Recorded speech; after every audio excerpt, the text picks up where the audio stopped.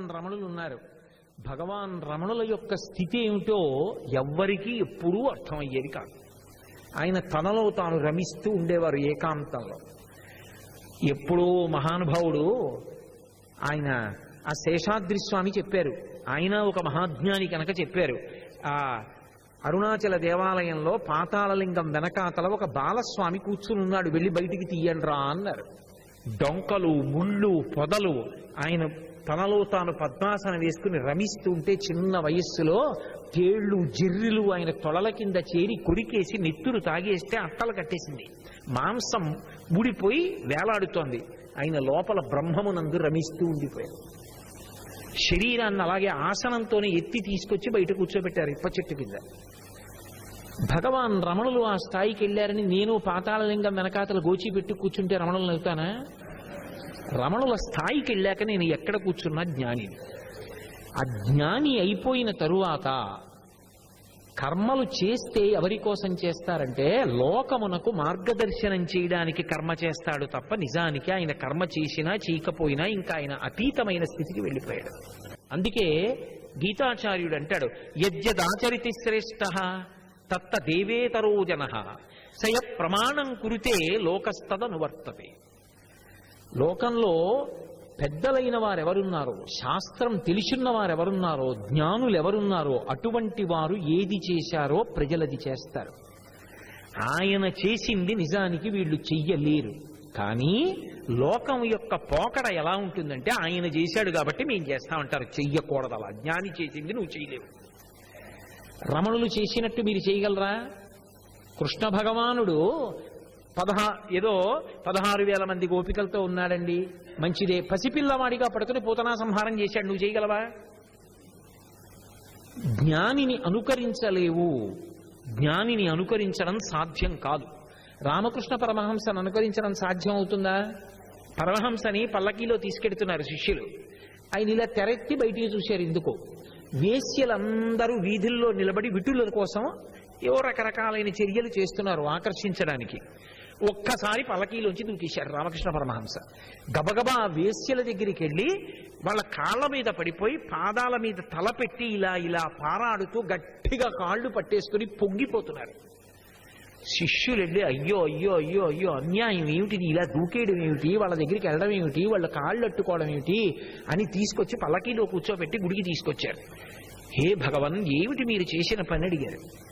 ఆయన అన్నారు, వాళ్ళు వేశ్యలా, కాళీమాత స్వరూపాలు కాదు, అవన్నీ కాళికామాత కాదు అన్నారు. ఆయనకి అన్ని చోట్ల కాళీమాత కనపడుతుంది. ఆయన భార్య యందు కూడా ఆయనకి కాళికామాత కనపడింది. సొంత శిష్యుడు వివేకానందుడికి అనుమానం వచ్చింది. ఇన్ని చెప్తాడు కదా, రాత్రి శారదాదేవితో పడుకుంటాడు, ఏం చేస్తాడో చూద్దామని పైకెక్కి కిటికీలోంచి చూశాడు. శారదాదేవి మంచం మీద కూర్చుని ఉంటే రామకృష్ణ పరమహంస ఆవిడికి పాదార్చన చేస్తున్నారు కాళికాదేవిగా. కారణజన్ములు ఇద్దరు, అటువంటి దాంపత్యం ఆ దంపతుంది. జ్ఞానిని నువ్వు రామకృష్ణ పరమహంసలా కళ్ళు ఇలా పెట్టి ఓ చిన్న అంగవస్త్రం కట్టుకుని గడ్డం పెంచేస్తే రామకృష్ణ పరమహంస అయిపోతావా? జ్ఞానిని అనుకరించలేవు, సాధ్యం కాదు.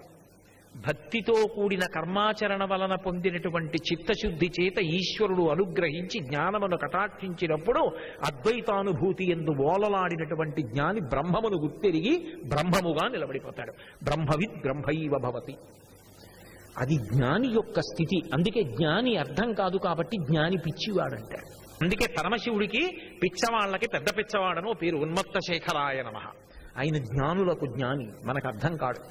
శృంగగిరి పీఠాధిపత్యం వహించిన చంద్రశేఖర భారతీ స్వామి వారిని ఆయనకి పిచ్చెక్కిందని వైద్యుల్ని పంపించారు ఒకసారి.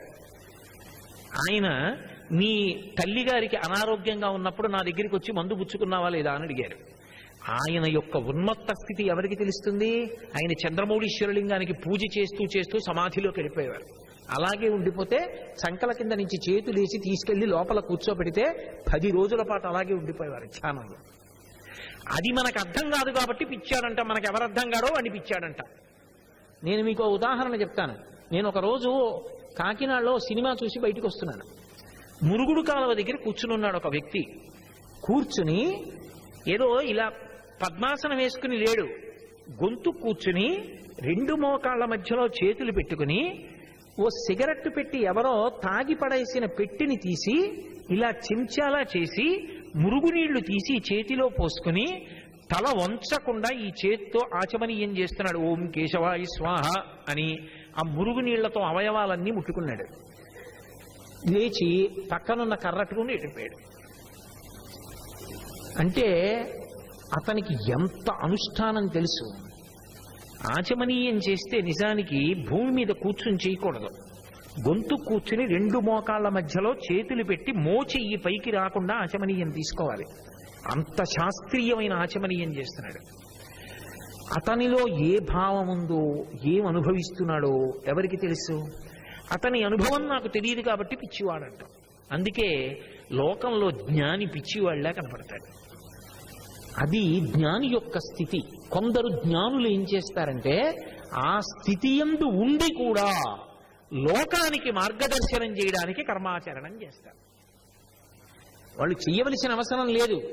అది గీతాచార్యుడు చెప్పేది. యద్యదాచరతి శ్రేష్ఠ తత్తదేవేతరో జనః.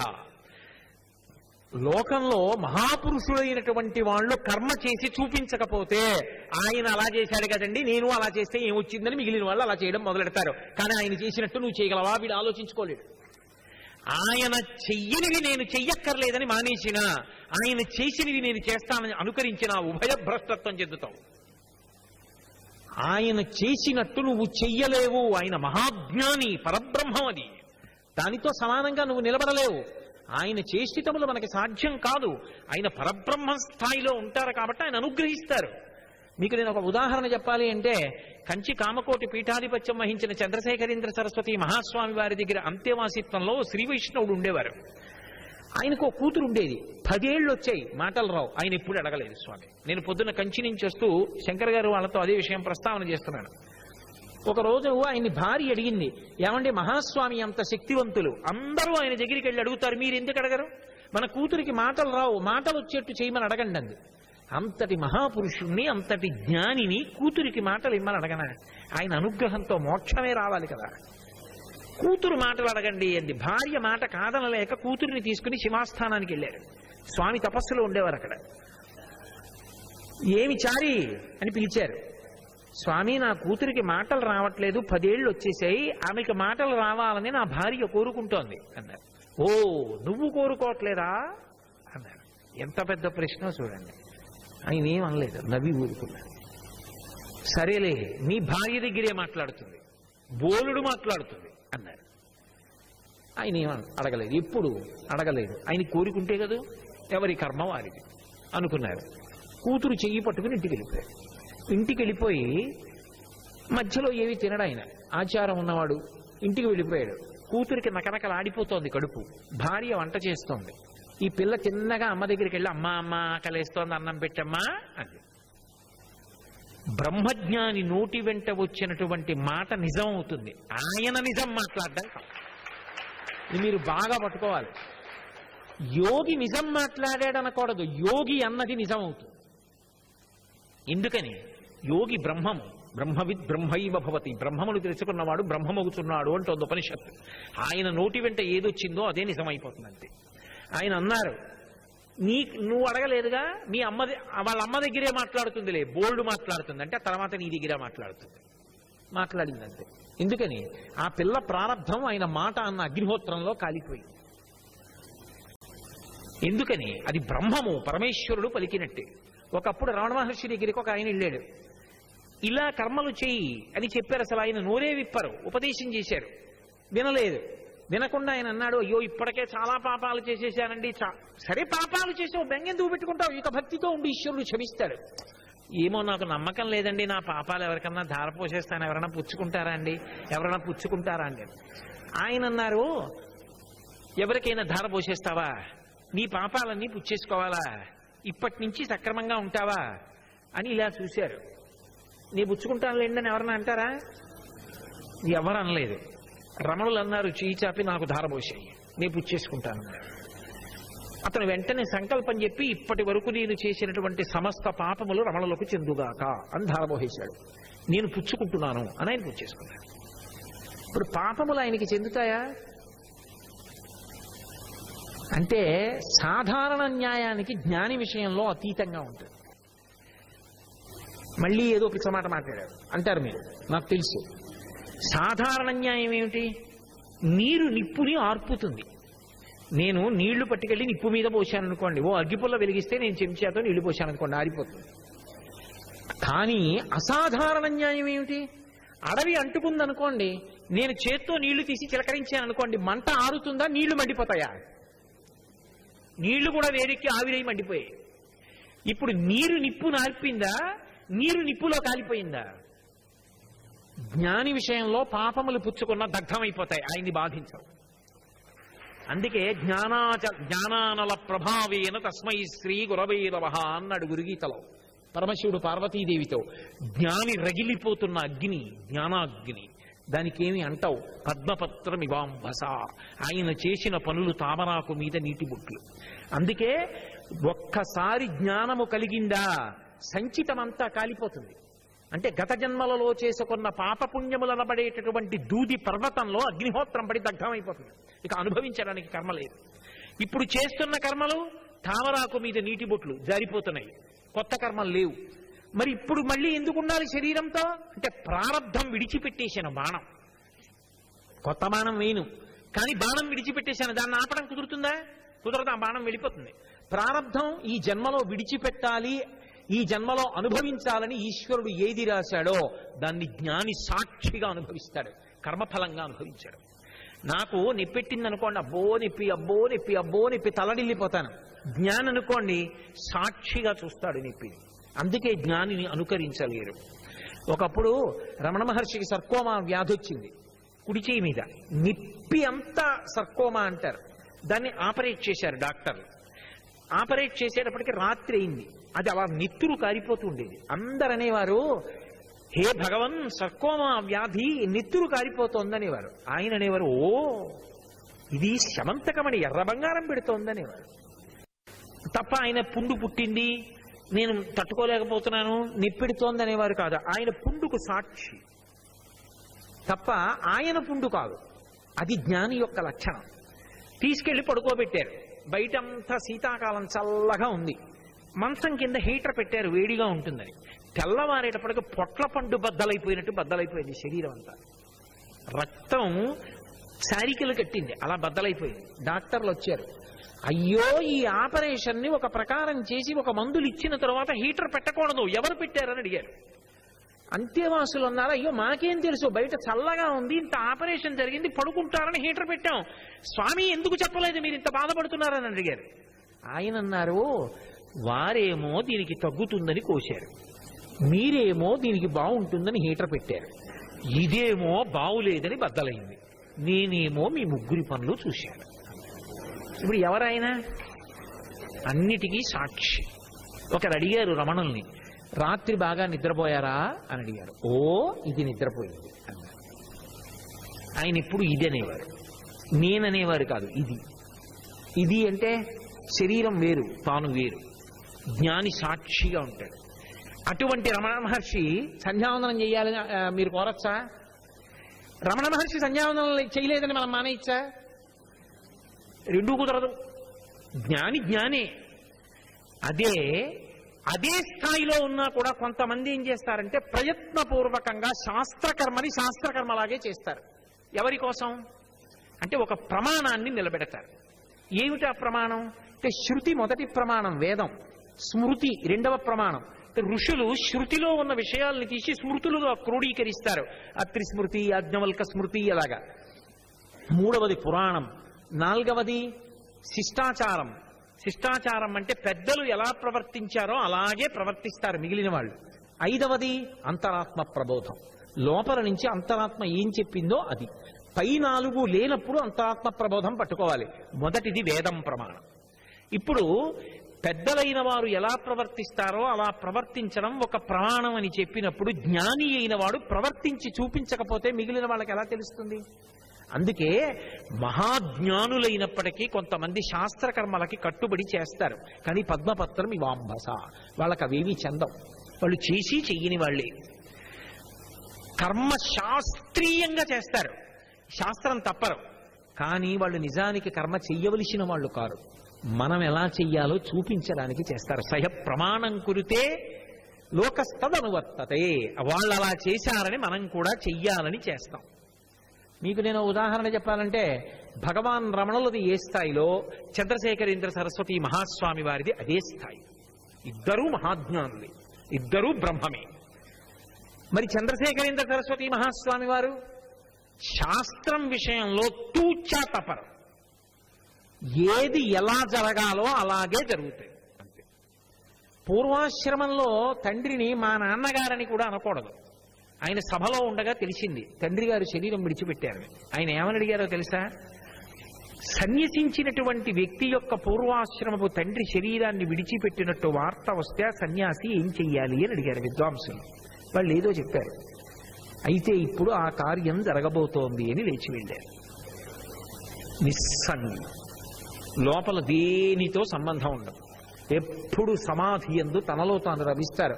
అందుకే మీరు ఎప్పుడైనా చూశారో లేదో, ఆఖరికి ప్రవచనం చేసినా కూడా, ప్రవచనం అనకూడదు, అనుగ్రహ భాషణం చేసినా కూడా ఆయన ఆఖరాఖరణ అనుగ్రహ భాషణం చేస్తే ఎలా చేసేవారంటే, సుధా సింధోర్ మధ్యే అని ఉండేవారు. ఆయనకి కనపడేది ఆ సుధా సింధు మధ్యలో ఉన్నటువంటి మణిద్వీపాన్ని దర్శనం అవుతుండేది. కాసేపటికి సమాధిలోంచి బయటికి వచ్చి మళ్ళీ మాట్లాడుతుండేవారు. పల్లకీలోనే సమాధి స్థితిలోకి వెళ్ళిపోయి ఉండిపోతుండేవారు.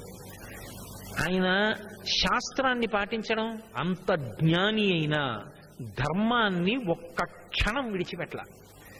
సన్యాస ధర్మాన్ని అనుసరించి వాహనం ఎక్కకూడదు. ఆయన రామేశ్వరం వెళ్ళాలి. వెళ్ళడానికి దారి లేదు, ఒక్క రైలు పట్టాలు ఉన్నాయి. సముద్రం మీద ఉన్న రైలు పట్టాలు ఎలా ఉంటాయి? కింద సముద్రపు హోరు, పైన పట్టాలు, కింద పట్టాకి మధ్యలోంచి సముద్రం. ఆయన ఆ పట్టాల మించి నడిచి వెళ్ళాలి, ఆయన వాహనం ఎక్కరు. ఎందుకని? ధర్మం అంటే ధర్మం. ఎలా? బ్రిటిష్ ప్రభుత్వం అయినప్పటికీ కూడా ఆయన యొక్క ధర్మానుష్ఠానం మీద ఉన్న గౌరవం చేత రైళ్ల రాకపోకలు ఆపేశారు రెండు వైపులా. స్వామి దాటే వరకు రైళ్లు వెళ్ళకూడదని. ఆ రోజుల్లో లోకోమోటివ్ ఇంజిన్స్, నూనె పడి కాళ్ళు జారిపోతాయి. మీరు ఆ వీడియో చూస్తే ఆశ్చర్యపోతారు. కాషాయ వస్త్రాన్ని దగ్గరికి పట్టుకుని, సత్యదండాన్ని విడిచిపెట్టకుండా ఇలాగే పట్టుకుని, అంత హోరులో కింద సముద్రం కనపడుతుండగా ఆ మధ్యలో ఉన్నటువంటి చెక్కల మించి దాటుతూ రామేశ్వరం వెళ్ళారు తప్ప వాహనం ఆయన ఎక్కలేదు. సయ ప్రమాణం కురితే లోకస్తదనువర్తతే. మహాజ్ఞాని అయిన వాడు ఎలా ఆచరిస్తాడో లోకం అలా ఆచరిస్తుంది. ధర్మమునకు మార్గదర్శకులు అవుతారు. ఒక్కొక్కరు అలా పాటించరు. పాటించనంత మాత్రం చేత వాళ్ళు తక్కువ అని సిద్ధాంతం చేయకూడదు. వాళ్ళు అగ్నిహోత్రం, రమణులు ఉన్నారు, అదే స్థాయి, కానీ కర్మానుష్ఠానం చేయలేదా అంటే చేయలేదు కాబట్టి ఆయన తక్కువ అలా అనడానికి వీల్లేదు. అలా సిద్ధాంతం చేయకూడదు. అది తెలుసుకుని ఉండాలి. అందుకే అజ్ఞాని అయిన వాడు ఆ స్థాయికి వెళ్ళిపోతాడు. కృష్ణ పరమాత్మ నేను సైతము లోక హితము కొరకు కర్మాచరణంబు చెయ్యుపగిది అని చెప్పాడు కుచేరుడితోటి. నేను కర్మ చెయ్యక్కర్లేదు, నేను పరిపూర్ణ అవతారం, నాకు కర్మ లేదు, నేను ఈ శాస్త్రం ప్రకారం ఇది చెయ్యాలని లేదు. అయినా ఎందుకు చేస్తున్నానో తెలుసా? లోకము పొద్దున్న నన్ను ఉదాహరణగా చూపిస్తుంది. ఆయన చెయ్యలేదు, నేను ఎందుకు చెయ్యాలని, నేను చేసినట్టు చెయ్యాలనుకుంటుంది, అందుకు కర్మ చేసి చూపిస్తున్నానన్నది. ఒక్కొక్క జ్ఞాని కర్మాచరణ చేసి బద్ధుడు కాకుండా నిలబడతాడు. ఆచరించి చూపించాడు కాబట్టి ఆచార్యుడు అంటారు. అలా ఆచరించి చూపించిన మహానుభావులందరూ ఆచార్య పురుషులయ్యారు. భీష్మాచార్య, ద్రోణాచార్య, కృపాచార్య, చంద్రశేఖరేంద్ర సరస్వతి పరమాచార్య, చంద్రశేఖర భారతి ఆచార్య, శంకరాచార్య. ఆచార్య అన్న మాటకు అర్థం ఏమిటంటే, వాళ్ళు కర్మ చెయ్యవలసిన అవసరం లేకపోయినప్పటికీ, కర్మస్థాయిని దాటిపోయినప్పటికీ, లోకహితము కొరకు లోకము ఎలా నడవాలో చెప్పడం కోసం కర్మ చేసి చూపించి నడిచి ఆచారమును మనకి నేర్పి కర్మ మార్గాన్ని మనకి బోధించినటువంటి మహాపురుషులను ఆచార్య శబ్దంతో సంబోధిస్తారు. అలా ఆచరించకుండా తనలో తాను రమిస్తూ కూర్చుండిపోతే ఆచరించలేదు కానీ సమాన స్థాయి గురువు అని పిలుస్తారు. ఇద్దరికీ భేదం లేదు. ఒకరు ఆచరించి చూపిస్తారు, ఒకరు ఆచరించి చూపించరు. కానీ ఇద్దరిలో ఒకరు ఎక్కువ ఒకరు తక్కువ అని భేదం చెప్పడానికి సాధ్యం కాదు. అటువంటి స్థితికి చేరుతాడు. ఇప్పుడు ఆయన ఎక్కడ ప్రారంభం? కర్మ దగ్గర ప్రారంభం. పండడం ఎక్కడ పూర్తయింది? ఇక కర్మతో సంబంధం లేకుండా పూర్తయిపోయింది. కర్మ ఎంత గొప్పది!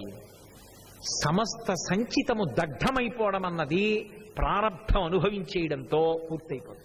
అందుకే జ్ఞాని సాక్షి మాత్రంగా ప్రారబ్ధాన్ని అనుభవించేస్తాడు. అయిపోయింది, ఈ జన్మలో అనుభవించవలసినవి అయిపోయాయి. ఇక ఈ శరీరం పడిపోతోంది, పరమ సంతోషంతో చూస్తాడు. అమ్మయ్య, ఇక శరీరంలోకి రాము, పడిపోతోంది ఆఖరిసారి. పరమానందంతో చూస్తాడు. భగవాన్ రమణుల శరీరం పడిపోతుంటే కొన్ని వేల మంది చుట్టూ ఉన్నారు. చుట్టూ ఉండగా ఆయనకి ఆక్సిజన్ తీసుకొస్తుంటే చేతితో వద్దు అని సౌజ్ఞ చేసి పరమానందంతో ఆయనలోంచి జ్యోతి లేచింది. రాత్రి 8 గంటల చిల్లరకి అందరూ చూస్తుండగా ఆ జ్యోతి పైకి లేచి అరుణాచలానికి ప్రదక్షిణం చేసి అరుణాచలంలోకి వెళ్ళిపోయింది. ఇది నేను చెప్పట్లేదు, ప్రత్యక్షంగా చూసిన వారు ఇప్పటికీ ఉన్నారు కొంతమంది. అలాగే మహాతల్లి మా తూర్పుగోదావరి జిల్లా పి గన్నవరంలో డొక్కా సీతమ్మ గారు గొప్ప దాన ధర్మాలు చేసింది, మహాధర్మాత్మురాలు. ఆవిడ శరీరం విడిచిపెట్టినప్పుడు జ్యోతి ఆవిడలోంచి లేచి ఆకాశంలో ప్రయాణం చేసి వెళ్ళిపోయింది. మహాపండితులు 3 కూర్చుని సంధ్యావందనం చేసుకుని చర్చ చేసుకుంటూ జ్యోతి వంక చూసి ఎవరో మహాపురుషులు శరీరం విడిచిపెట్టారని చెప్పారు. వాళ్ళు సాక్షిగా చూస్తూ విడిచిపెట్టేస్తారు. వారికి తిరిగి రారు. కర్మతో మొదలుపెట్టి కర్మ చెయ్యవలసిన అవసరం లేని స్థితికి కర్మ వెళ్ళిపోతుంది. అదే పండిపోయాడని గుర్తు. పడిపోవడానికి ఒప్పుకోకుండా పట్టుకుంటే పిండె, కొంచెం పెరిగితే కాయ. పండిపోయి లోపల ఉన్నది పుల్లదైనా కమ్మదైనా రసం అయిపోయి తీయగా అయిపోయి రంగు మారిపోయి తనంత తాను తొడిమి విడిచిపెట్టేస్తే పండు. పండిపోయాడు జీవితంలో. కర్మతో మొదలుపెట్టి కర్మ చెయ్యవలసిన అవసరాన్ని దాటిపోయాడు. ఇక మళ్ళీ రాడు. ఈశ్వరుని యందు ఆత్మగా నిలబడిపోయాడు. ఇది దేని చేత సాధ్యము అంటే శాస్త్రీయమైన కర్మగా మలుచుకోవాలి. రాగద్వేషాలు విడిచిపెట్టాలి. ధర్మమునందు రాగము, అధర్మమునందు ద్వేషము జీవితానికి ప్రాతిపదిక కావాలి. అందుకే కామము స్థానంలో ఏది కామము కావాలి అంటే మోక్షకామి కావాలి. నాకు విడుదల కావాలి. మోక్షకామి అయిన వాడు అకామి. అది కోర్కె అయి కోర్కె లేనంటే. అందుకే మోక్షకామము అకామము. ఆయన చేసిన కర్మలు పద్మపత్రం ఇవాంభస, తామరాకు మీద నీటి బొట్లు జారిపోతాయి. ఈ జన్మలో చేరలేకపోయినా ఈశ్వరుడు మళ్ళీ వచ్చే జన్మలో మనుష్య జన్మనిచ్చి మహావిద్వాంసుడికి కొడుకుని చేసి అనుష్ఠానంలో ఇంకా ఇంకా ముందుకెళ్లేటట్టుగా అనుగ్రహిస్తాడు. ఎక్కడో దగ్గర పడిపోతాడు. కాబట్టి కర్మ అనేటటువంటిది పునర్జన్మకు కానీ ఇక మళ్ళీ పునర్జన్మ స్వీకరించవలసిన అవసరం లేని పునరావృత్తి రహిత శాశ్వత శివ సాయుధ్య స్థితికి కానీ హేతు. సర్వం శ్రీ ఉమామహేశ్వర పరబ్రహ్మార్పణమస్తు. స్వస్తి.